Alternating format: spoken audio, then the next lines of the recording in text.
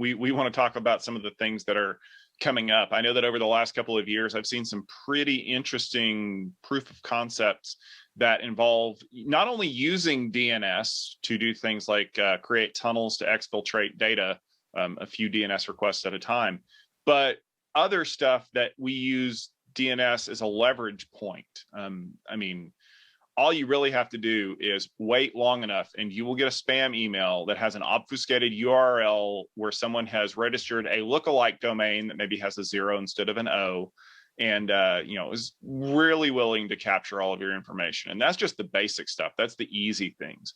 But when you get into things like, I believe it's called oil rig, where they're using DNS to exfiltrate data, that's super technical and very scary. And what I wanted to do is I wanted to give Alex a chance to maybe introduce a couple of ideas that they're looking at and talking about. And in fact, this graphic on the slide came from EfficientIP. Alex, what is this graphic actually representing? Yeah, so this is more a demonstration on what we are working on currently at R&D,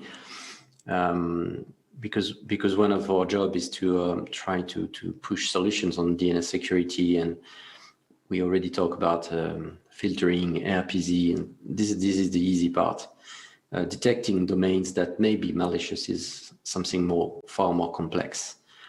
And we know that the hackers and people on the bad side, let's say, they have a lot of imagination, and they can think about very, very smart things. We've seen the last attack on SolarWinds using very, very interesting techniques on DNS.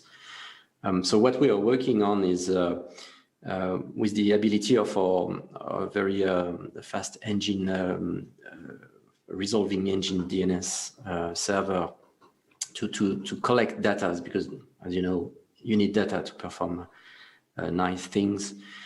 And today we are working on all the data we collect on this DNS resolver that is, in this case, mostly installed at ISPs and telcos, because they do see a lot of traffic, for sure. And what we do is analyzing the data and clustering things and see how the clusters are evaluating over the time. So we do at least one calculation every day, and we do see how groups of users are managing their requests on the DNS. And you can imagine by seeing this graph that we are able to detect evolving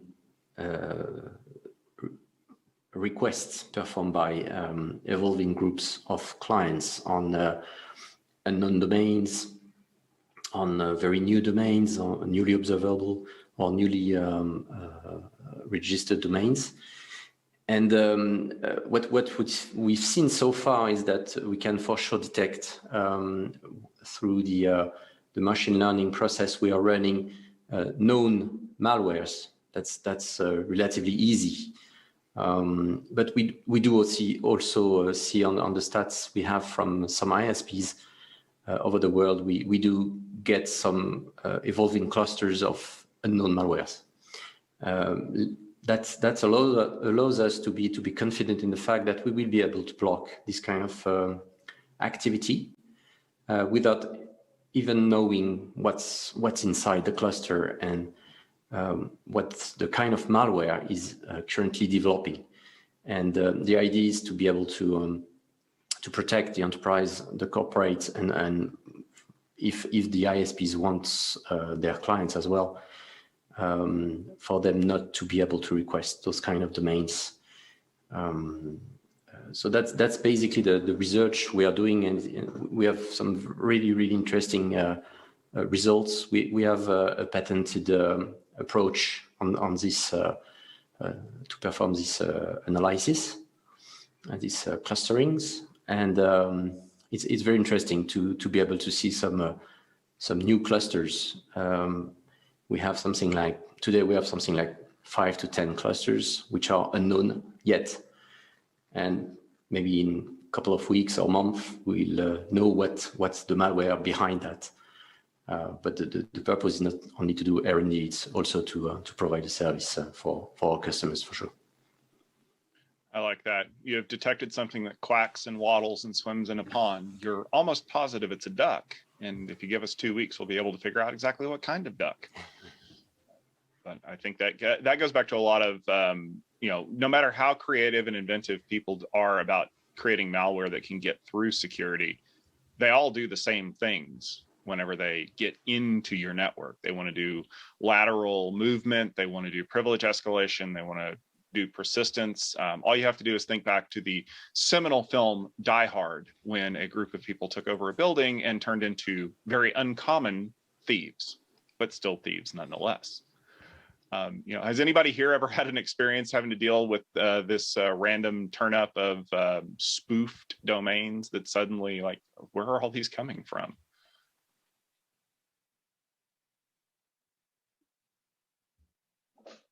Hopefully not. Maybe that's a good sign. It's like, we're seeing all this crazy stuff, and everyone around here is like, yeah, we're secure. We don't have to worry about that.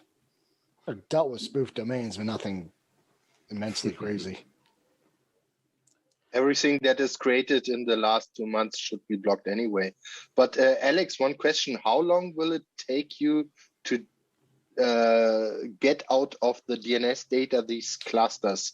Is this a week, or can you go a bit deeper on how long you need to detect those clusters? No, it really depends on the volume we are analyzing. But when we are talking with the data collected at the ISP level, it's going very, very fast. So we do detect clusters starting from 10 to 20 nodes.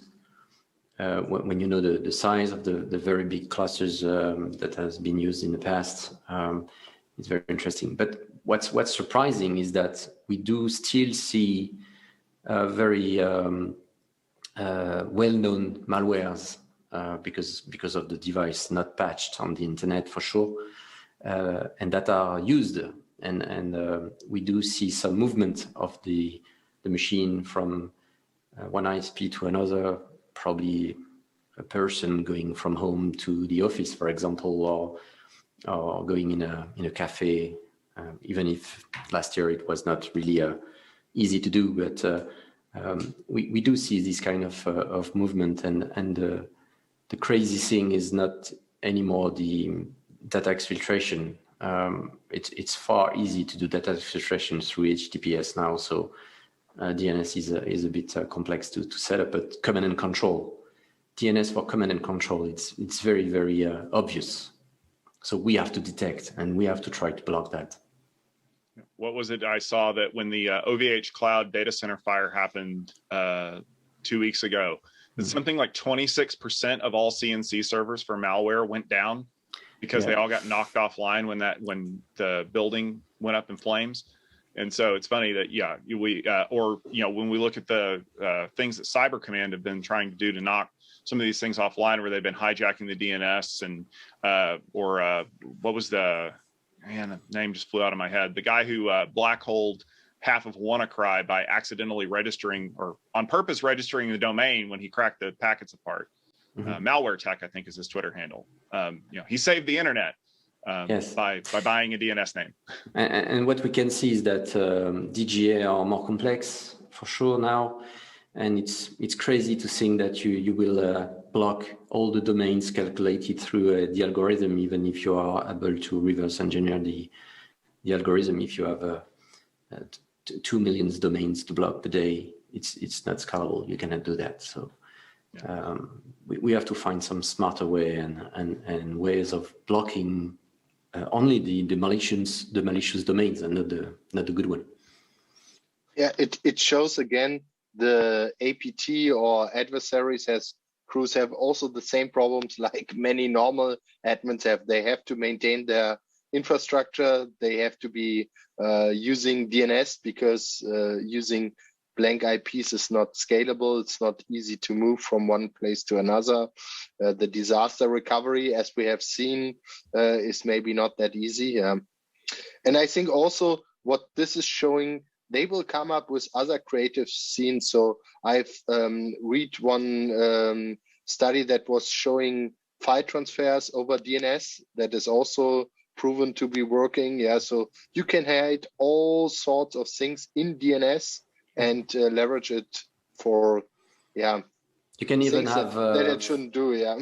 you can even have a file system over DNS, which is crazy from protocol standpoint. Yeah. All right. Well, I think that there's going to be a lot of research that's going to be coming out in some of these emerging threats.